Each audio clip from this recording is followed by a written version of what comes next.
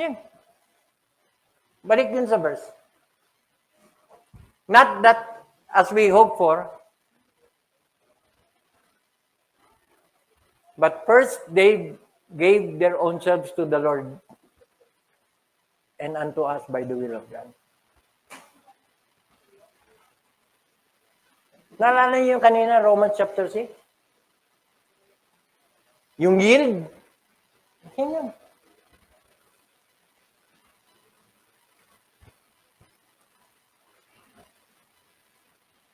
Kaya alam mo, it is from the heart. Why? You will be involved.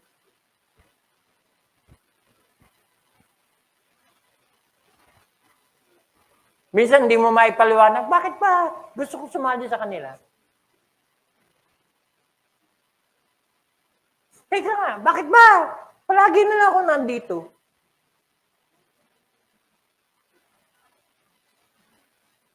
Ang daming dahilan para wag kang pumunta rito. Pero ba't balik ka ng balik? Maraming bagay ang nangyayari sa buhay natin na hindi tayo aware. Pero pag sinuri natin, makikita natin yung involvement of the heart. Lalo kung gustong-gusto mong gawin ng isang bagay. Isang patunay na gumagawa ang Panginoon sa buhay natin. Kasi magpapagamit ka eh. Nandito na rin lang ako. Bibigyan ko na ng silbi yung pagiging andito ko. Tama! Magpapagamit ako. At yung word na yield, dati, puro sa kasalanan yung ating pagsunod. Nung makakilala tayo sa Panginoon, may ginawa ang Panginoon sa puso natin. Now, we are yielding from the heart as we obey. Kaya napakalagang tanong ngayong umaga, sino sinusunod mo?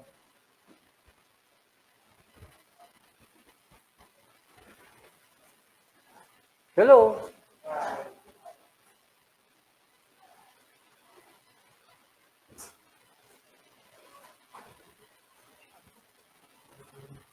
Hindi namin inaasahan.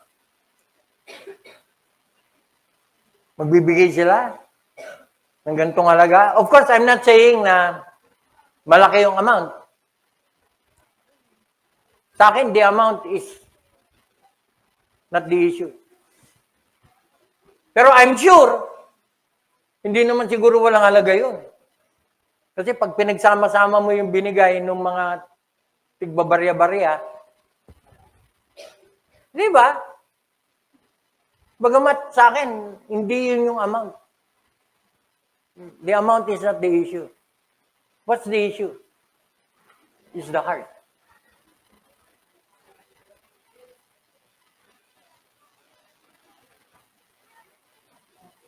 Bakit hindi naging issue yung amount? At hindi naging issue yung malaking bagay sa kanila na pag binigay nila, mawawalan sila. Kaya ayaw tanggapin ng apostles eh. Pero how can you resist kung sarili nila mismo binigay na nila? Kumbaga sa pagbibigay, kasama pati pato. Naalala ko sa isang missionary meeting, nung inihimok ng pastor yung mga tao na magbigay para sa missions. May isang Meksikano, very obvious na hindi siya mayaman.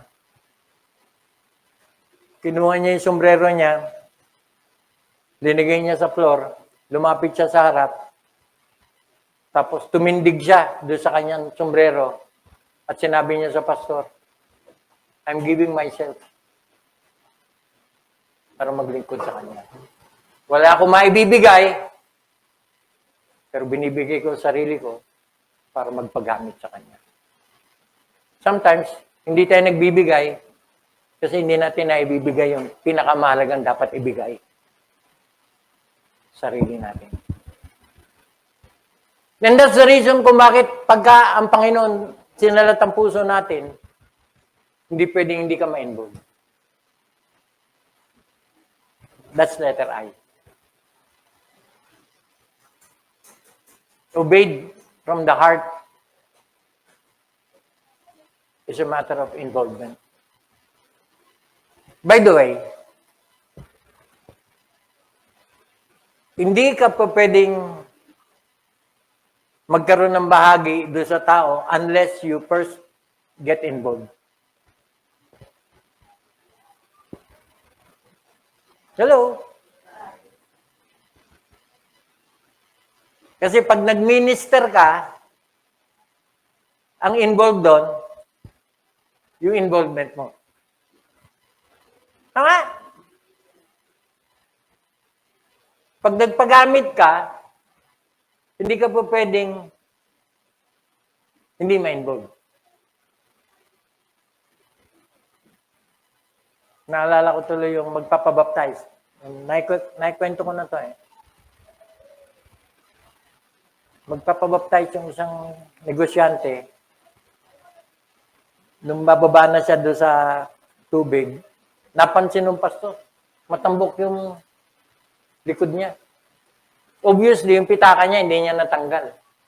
Pero siyempre, baka nakalimutan lang niya. Sabi ng pastor, kapatid, pakitanggal mo yung pitaka mo, mababasa. Sabi ng negosyante, pastor, kasamang malilibing yan. Hello? Kasamang malilibing yan. Ano ibig sabihin? Sa pagsunod ko sa Lord, lahat-lahat ng nasa akin, involved. Kasama yan.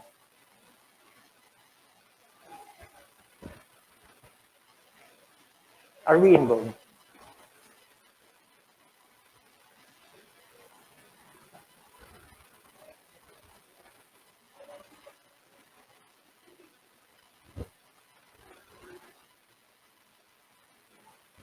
Dalawang gabi, kailan pa ito?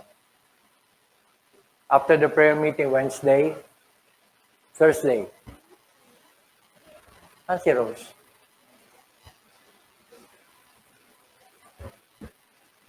Alas 2, alas 3 ng madaling araw, nagte-text kami ni Rose. Doon ko siya nabanggit. Sabi ko, pakipag-pray mo nga, Rose. Kasi kasalukuyan akong nagpe-prepare ng message ko para sa retreat.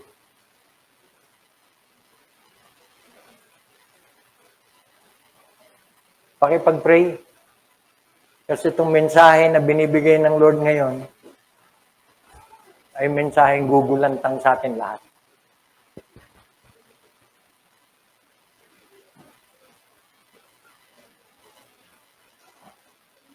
Bakit? Bakit gugulantang? Kasi pag-uusapan natin sa retreat, yung about our salvation. About the past tense of our salvation. Wala pa ang mundo, pero nasa plano at nasa isip na ng Diyos, yun tungkol sa kaligtasan natin. That's the past. Yung present, kung ano yung nangyayari sa atin. Kasi hindi ka pwedeng maligtas na wala lang.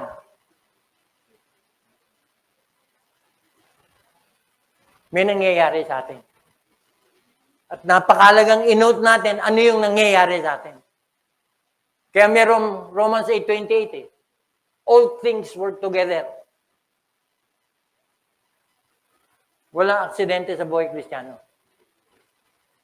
And in the future, dadalhin tayo doon sa kalalagyan natin. We will reign with Him in glory. So past, present, future. Nung unang binigay ko yung topic ng mga speakers, hindi ako kasali. Kasi ang bala ko, ako lang yung mag-i-introduce kung ano yung pagiging team natin. At ako'y magko-conclude. At yun yung pinaghahandaan ko actually. Pero nung finalize namin yung message, meron palang linggo na bakante.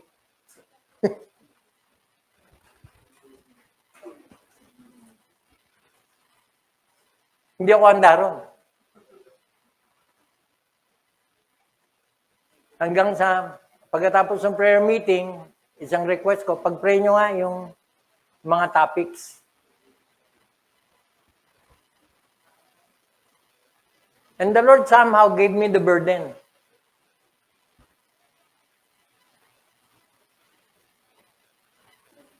Kaya ako napuyat nung, hindi ako nagkakamali, Huwebes. Patulog na ako. Dinadalaw ako ng lungkot, as usual. Pinaglabanan ko, kasi ayoko malungkot. Kasi nag-iisa ako sa bahay. Ando doon ako ngayon sa bahay ni Bojack. Asa Cebu si Bojack. Pakiusap ni Bojack, Dad, mas dalasan mo dyan kaysa kay ate. Kaya magmula nung Lunes, hanggang ngayon, doon ako galing. Huwebes ng gabi. Hindi ako makatulog. Kasi pag-uusapan natin sa retreat, tungkol sa kaligtasan natin. Dapat ma-appreciate natin. Dapat mapahalagahan natin. Isang palatandaan ng isang tao hindi ligtas. Wala siyang pagpapahalaga sa kaligtasan niya. Importante ba to? Hello? Maraming pupunta sa impyerno, kampante. Wapakils. Abala sa maraming bagay. Pero hindi sa Panginoon. Kaya yung from the heart, napakahalaga niyan. Why? Kasi hindi lahat na nagsasabing Kristiyano siya, pupunta ng kaluwalhatian. Hindi lahat. At nangyayari na ngayon, maraming nagsasabing sila ay Kristiyano, hindi sila pupunta ng langit. Why? Kasi iiwan nila ang pananampalataya. Some shall depart from the faith. Isa sa ipapaliwanag ko sa retreat. Yung some shall depart from the faith. It is not referring to unbelievers. Kasi, iiwan yung faith. Ibig sabihin, may pananampalataya. So, are they believers? No. It does not refer to unbelievers.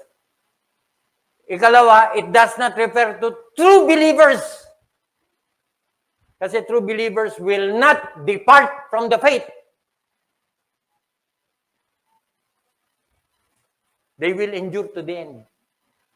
And they will be overcomers. Naalala niyo yan? Sino yun magdi-depart from the faith? Those who are professing to believe. At nangyayari na ngayon yun.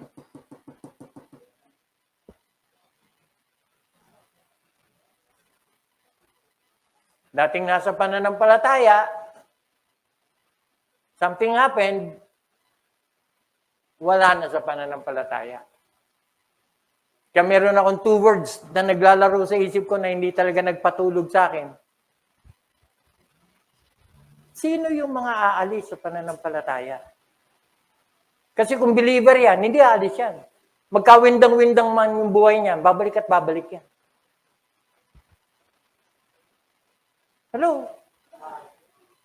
Kaya hanggang sa uli, ang panawagan ng Ebanghelyo, pagsisisi. Kasi hindi porket Kristiyano ka, hindi ka babagsak. Pero ang isang garantiya, kung tunay na Kristiyano ka, babalik ka. Why? Kasi 2 words. Yung paghiwalay, paglayo sa Panginoon ay both untimely, and ultimately.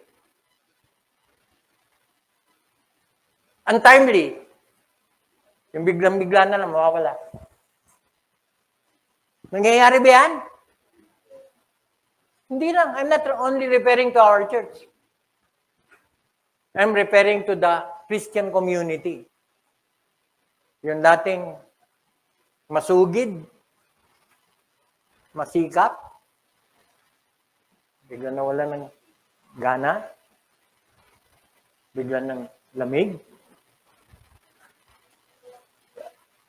Nandun ako ngayon sa point na yun, sa pag-aaral ko. Ano yung mga palatandaan ng paglayo? Some shall depart from the faith. Untimely? May examples ako ibibigay? Ang ganda niyan. Ang daming sumunod sa Lord. Talagang sinundan siya kahit saan siya magpunta. Dumating yung point. Nagsialis ang lahat. Untimely. Bakit? Ang daming mga haka-haka. I can only surmise. Siguro dahil sa preaching. Kasi doon nag-preach ang Lord na sabi ng Lord na malibang hataking kayo ng Ama, hindi kayo lalapit sa akin. At saka ako yung tinapay na dapat kainin, ako yung wine na dapat inumin. Yung dugo niya at yung katawan niya. Maraming na-offend. Lumayas. Take note. Hindi yun some. Multitude yun. Hindi some. Bakit? Kasi yung natira 12. Ang sabi ng Lord, kayo, aalis din ba? Nangyayari ba ito ngayon? Untimely? Ultimately. Lalo na't malapit na dumating ang Panginoon. Darating yung pagkakataon, marami, ititiwalag nila sa sarili na, dyan na kayo. Naglulukoan lang kayo dyan. Pero baka kapatid, yung tunay na mananampalataya will stay. Kaya kung dati ka nawala, bumalik ka, isang patunay yun na you're a true believer.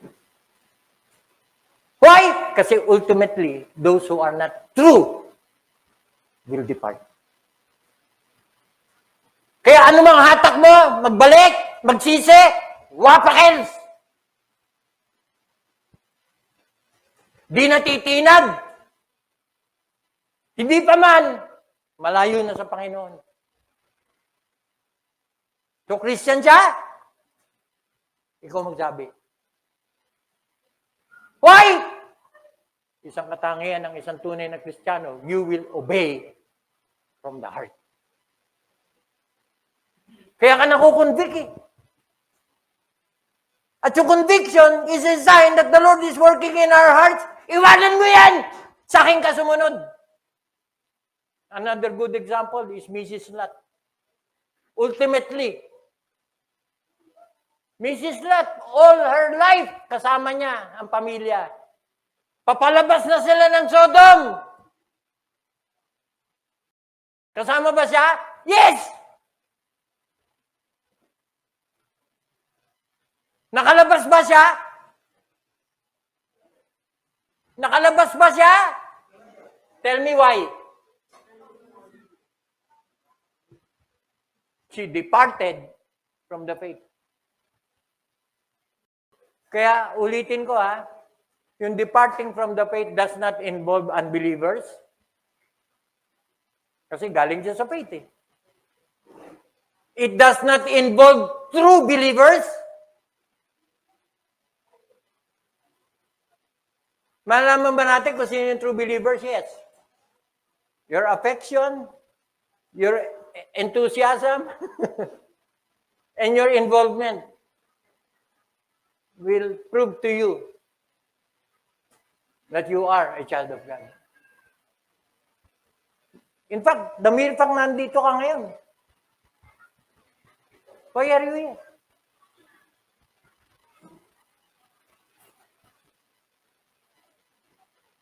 Pero you cannot go on ignoring the Lord's call to repentance if there is sin in your life.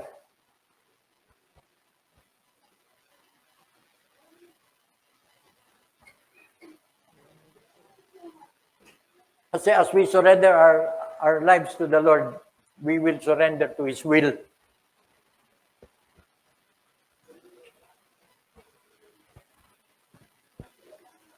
Amen? So, anong ginagawa natin sa buhay natin na hindi ayon sa kanyang kalooban?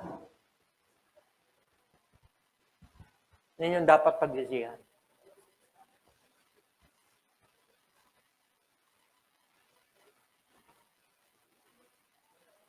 Involvement. Will you also go away? Anong sagot ng mga apostles? Particularly, ang naging spokesman doon, si Peter eh. Anong sagot ni Peter? Lord, to whom shall we go? Kanino kami pupunta? In the first place, bakit ba sumusunod ng mga apostles? Why? Because they believe that Christ is a Savior.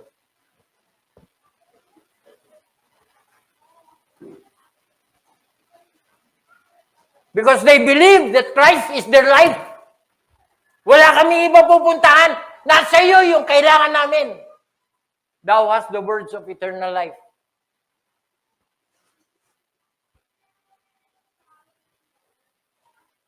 Tanungin ko kayo ngayon, ba't ka sumusunod sa Panginoon? Kung sumusunod ka man.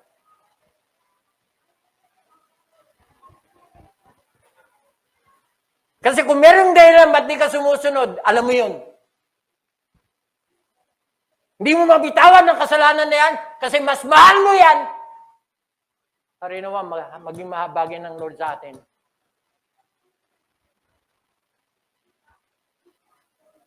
Hello?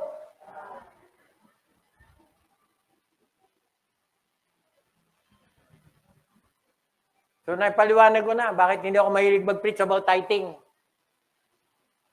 Nakumbinsi ba naman kayo? Hindi mo pinagtatanggol. By the way, na-preach ko naman yan. Hindi nga alam makulit. Kasi kung meron mang mensahe na alam nyo kung saan ako makulit, alam nyo na yun. Kasi ayoko merong maiiwan. Kaya kahit papano, dapat mapagandaan. Hello? Kaya kung ginamit yung word keros, gugulantang. Hindi lang gigising. Gugulantang. Kasi maraming hihiwalay sa Panginoon. Kasi ngayon pa lang, yun yung direksyon. Hanggat hindi mo pinagsisisihan yung kasalanan, alam mo kung saan ka papunta.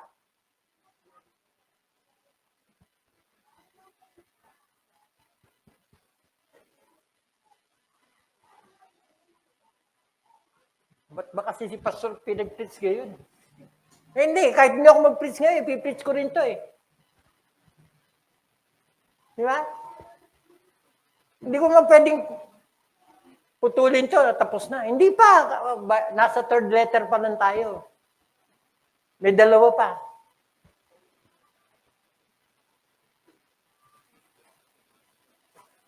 Involvement. Obeyed from the heart is involvement. Kasi hindi ka po pwedeng maging Kristiyano na hindi ka makakasama sa paglilingkod sa Panginoon. Kasi Kristiyano ka? Hindi nga, sa banda. Hindi nga. Ano ebidensya? Oh, Pastor, linggo-linggo akong nagsisimba. Di nga.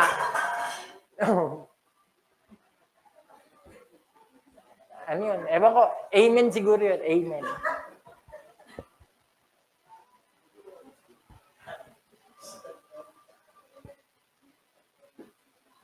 Some shall depart from the faith. It is a commentary of our present-day Christianity. May mga simbahan na hindi na nangangaral ng katotohanan. May mga pastor na iniwanan na ang mga pangangaral tungkol sa kabanalan.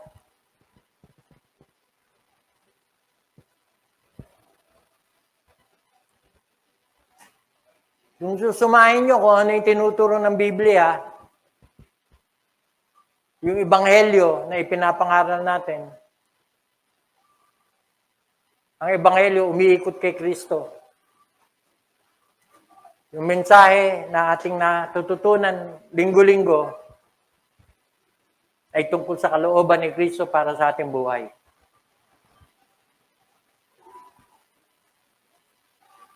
Isang palatandaan na nalalapit na yung pagbabalik ng Panginoon, iniquity shall wax gross.